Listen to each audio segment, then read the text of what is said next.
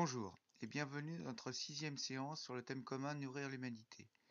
À travers cette séquence, nous allons aborder un deuxième aspect de ce thème qui est la conservation des aliments. Avant d'aborder cette conservation, nous allons voir quels sont les micro-organismes qui justement peuvent contaminer nos sources de nourriture et ensuite, dans quelles conditions vont se développer ces micro-organismes afin de pouvoir lutter contre eux. Nous connaissons tous par exemple les moisissures qui peuvent se développer à la surface des fruits ou des légumes. Ce sont le fait par exemple de champignons. Certains micro-organismes qui vont contaminer nos aliments sont beaucoup moins visibles. Par exemple des bactéries, des micro-organismes très très petits, comme les salmonelles ici. Le problème, c'est qu'elles ne sont ni visibles à l'œil nu et en plus ne peuvent ne pas être détectées par exemple par leur odeur ou l'aspect de la nourriture.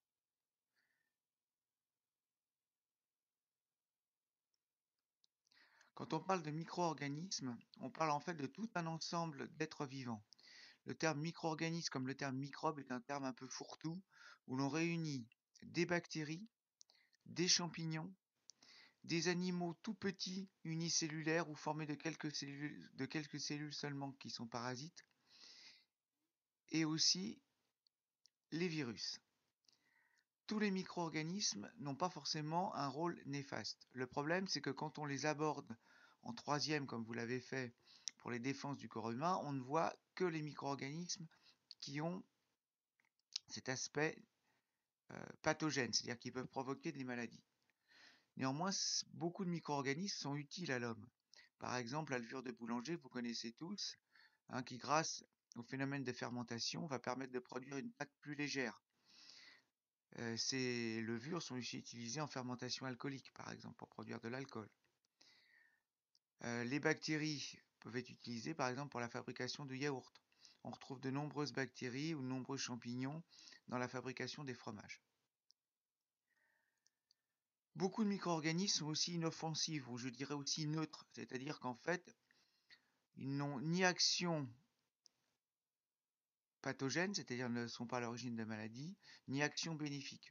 Ils vivent simplement sur nous, à notre contact, sans provoquer de problèmes, de maladies particulières. Certains, par contre, peuvent être néfastes, en effet, c'est ceux dont on va parler la plupart du temps, et vont avoir des conséquences possibles sur la santé. C'est pour ça qu'il va être intéressant de comprendre leurs conditions de développement.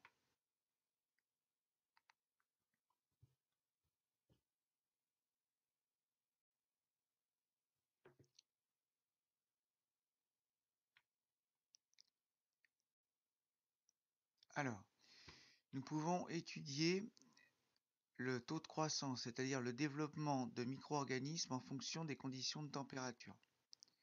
Ici, nous avons 4 espèces de micro-organismes. Leur taux de croissance est indiqué par des courbes qui ont chacune une couleur différente. L'espèce marquée en vert a un optimum de croissance, c'est-à-dire une croissance maximale pour une température d'environ 20 degrés. Celle représentée en jaune a un optimum de croissance pour une température d'environ 40 degrés. Celle représentée en bleu a un optimum de croissance pour une température d'environ 75 degrés. Donc nous voyons bien que toutes les espèces de micro-organismes n'ont pas les mêmes exigences de température. Si l'on prend l'espèce représentée en jaune, nous voyons aussi qu'en dessous d'une température de 20 degrés et au-dessus d'une température de 55 degrés, cette espèce ne se développe pas.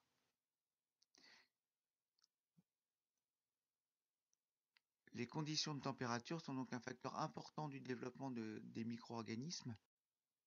Un autre facteur qui agit est la quantité de dioxygène présente. Ainsi, ici, nous étudions le nombre de micro-organismes dans des carottes râpées, des aliments, en fonction du temps et de la composition de l'atmosphère dans laquelle sont placées ces carottes. Si ces carottes sont conservées au réfrigérateur à 4 degrés, normalement, elles sont en présence d'air qui contient du dioxygène. Nous voyons bien que la population, donc le nombre de germes, c'est-à-dire qu'en fait le nombre de bactéries, de micro-organismes, va augmenter assez rapidement au cours du temps.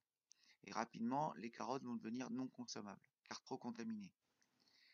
Si au contraire ces carottes sont conservées par exemple dans des barquettes sous vide dont l'air a été modifié, par exemple en retirant l'oxygène et en remplaçant l'oxygène par de l'azote, on voit bien que le développement des micro-organismes est très réduit les premiers jours et ensuite va augmenter mais plus lentement. Donc ça va pouvoir permettre d'augmenter la durée de conservation. Les conditions d'oxygénation, c'est-à-dire la présence ou non d'oxygène dans le milieu, est un facteur là aussi très important pour le développement des micro-organismes. Un autre facteur est le pH. Ici, nous avons différentes espèces de micro-organismes et chaque trait rouge représente donc leur zone de développement en fonction donc du pH. Si on prend l'espèce Clostridium botulinum, nous voyons qu'elle se développe entre un pH compris entre environ 4,8 et 8. Si nous prenons l'espèce Vibrio parahemolyticus, elle se développe pour un pH compris entre environ 4,8 et 11. Les différentes espèces n'ont pas les mêmes exigences, là encore, en fonction du pH. C'est donc un facteur important. Je rappelle que le pH permet de mesurer l'acidité ou la basicité d'un milieu. La neutralité est à 7. Un milieu acide est compris entre 0 et 7. Et les pH compris entre 7 et 14 correspondent à des milieux basiques. Ce sont des notions à connaître. Alors, si nous prenons par exemple les conditions de croissance du pénicillium, nous voyons que c'est un organisme dit aérobie strict, c'est-à-dire qu'il a absolument besoin d'oxygène, de dioxygène pour se développer. La teneur en sel de l'aliment doit être inférieure à 15%. Il a des exigences de pH comprises entre 3,5 et 8. Sa température de croissance possible est comprise entre -6 et +40 degrés. Et elle est optimale à 25 degrés. Nous retrouvons donc les différents facteurs dont nous avons parlé avant. Mais nous voyons apparaître un nouveau facteur qui est l'humidité. Il lui faut une humidité 80% environ pour une croissance optimale et il n'y a plus de croissance en dessous de 73%. Pour beaucoup de micro-organismes, la présence d'eau est un facteur très important, indispensable pour leur développement.